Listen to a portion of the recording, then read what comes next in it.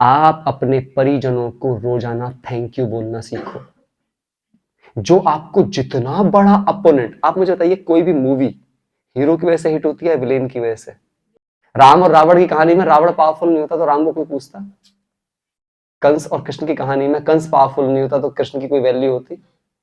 पांडव और कौरवों में अगर कौरव 100 ना होते, ताकतवर ना होते, तो 5 पांडवों की विजय का कोई मूल्य होता?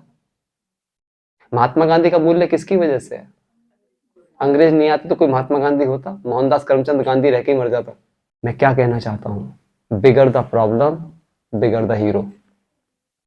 इसलिए बाबा हम हर बच्चों को कहता है हीरो पार्टधारी, हीरो पार्टधारी, ऐसे नहीं कहता वो। और जितनी ज्यादा प्रॉब्लम आ रही है ना आपके सामने, बाबा आपको ज्यादा प्यार करता है। कम प्रॉब्लम आ रही है, कम प्यार है। किसी बहुत बड़े बच्चे नहीं बनने वाले। आप चेक करो ना ब्रह्मा बाबा को, आप चेक करो ना दादियों को, उन्होंने जिन सिचुएशंस को फेस किया, जिन असुविधाओं के बीच में वो रहे, जिन असुविधाओं से वे उठे, इसी के लिए जाके आज उनके सामने लाइन लगती है कि दादी एक बार दृष्टि दे दे। अगर दादी ने वो सिचुएशन फेस ना करी होती, कोई लाइन लगाता? ब्रह्मा बाबा ने वो सब कुछ ना देखा होता तो क्या आज पूरे जगत में उसका इतना नाम होता? इस पूरी सृष्टि पे किसी को भी उठाकर देख लेना, जिसको भी आज आप याद कर रहे हो, उसकी कहानी उठा करके देखना, उसकी कहानी में सिर्फ संघर्ष है और बहुत बड़े कष्ट हैं। लेकिन सबसे बड़ी बात है, कष्टों को उसने कष्ट की तरह लिया ही नहीं। लाइक दादी जानकी, दर्द तो है पर दुख नहीं है। महान आत्माएं ऐसी होती हैं जो जीवन के दर्दों को दुख की तरह नहीं लेती, दर्द को सिर्फ दर्द की तरह ही लेती हैं।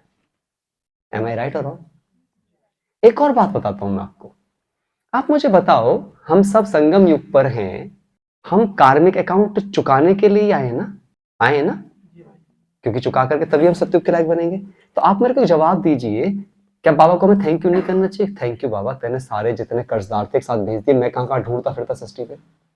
मैं रोज ऐसे ही बोलता हूं तूने। और आप देखना, जिसका भी कर्जा पूरा हो जाएगा वो आपकी जिंदगी से निकल जाएगा। आप चेक कर लेना। हम स्कूल में पढ़ते थे, कईयों से फाइट हुई, आज उनकी शक्ल देखने को नसीब नहीं होती।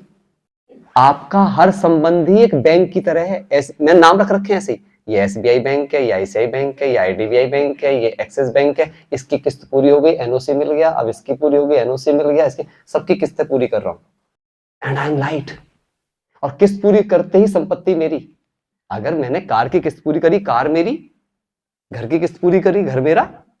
ऐसे ही ध्यान देना, जिसकी क्रोध की किस्त पूरी करी, जिसकी क्रोध सहन करके किस्त पूरी हो गई, शांति मेरी।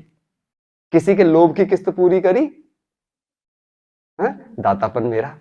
हर किस्त पूरी करनी है। और आपको बता दूं, बहुत सुंदर बात है ये, लिख लेना अपनी डायरियों में बड़ा बड़ा, इस धरती पर कर्म करने के 2 ही कारण हैं, या तो हम कर्जा चुका रहे हैं या तो हम पुण्य जमा कर रहे हैं। तीसरा कोई कारण ही नहीं है। और दोनों ही केस में हम कमा रहे हैं। अगर मैं कर्जा चुका रहा हूं तो भी मेरा जमा हो रहा है, और जो जमा हो रहा है वो तो मेरा जमा हो ही रहा है। तो आज के बाद क्या करेंगे? अपने परिवार वालों से परेशान होंगे या थैंक यू बोलेंगे? हाँ, क्योंकि सत्युग के परिवार वालों की वजह से नीचे गिरे, त्रेता वालों की वजह से और नीचे गिरे, द्वापर वालों की वजह से और गिरे, कलयुग वालों की वजह से संगम पे आए, भगवान मिला।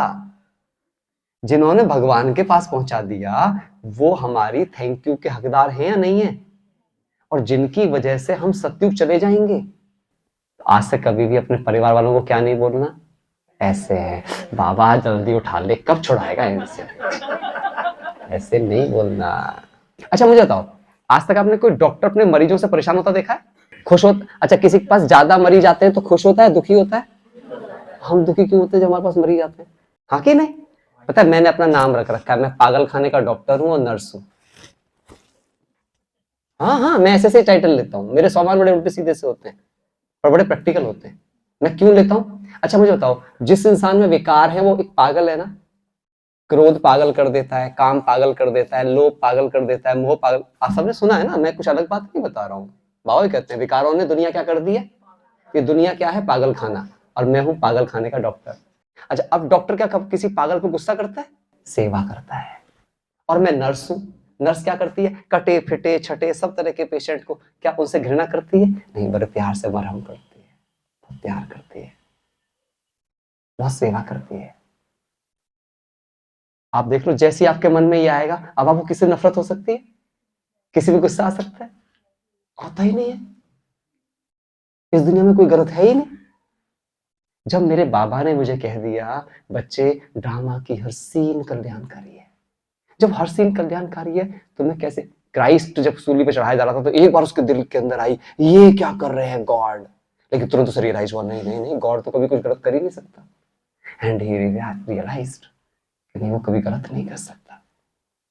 और रियल बात ये है, भगवान ने कभी आपके साथ कुछ भी गलत किया ही नहीं। और पहली बात तो भगवान ने आपके साथ अच्छा किया ना गलत किया। अच्छा आप खुद सोचो, आप आपके घर में किसी को बुखार आ जाए या ज्यादा बीमार हो जाए तो आप उसकी सेवा करते हो या उसको डांटते हो? सेवा करते हो ना। पता है मैं बचपन में क्या सोचा करता था, भगवान मेरे को बीमारी रख।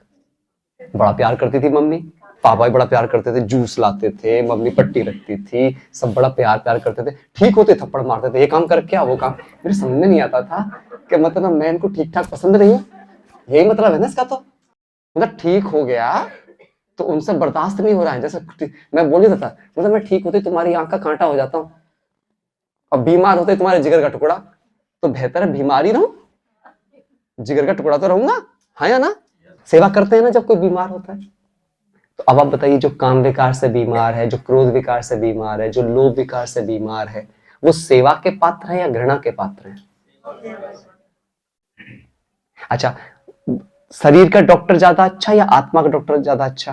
हाँ, आत्मा की वजह से शरीर जिंदा है, शरीर की वजह से आत्मा जिंदा। अब हम बोल तो सारे रहे हैं तोते की तरह, लेकिन जब इस बीमारी का इलाज करने की बात आएगी तो क्या होगा? फिर इलाज बदल जाएगा। नहीं नहीं, मैं इतना कैसे सहन करती हूँ, इतना गुस्सा करे जा रहा था। अच्छा बताओ, कभी आज तक आपने अच्छी बात सहन करी है? सहन किन बात पर करना पड़ता है, अच्छी या बुरी? बुरी बात है। तो फिर हम ऐसा क्यों कहते हैं, इतनी बुरी बात कैसे सहन करते? बात तो बुरी सहन की जाती है, अच्छी तो एंजॉय की जाती है। तो आज के बाद क्या करेंगे हम? किसी बात में बुरा फील नहीं करेंगे।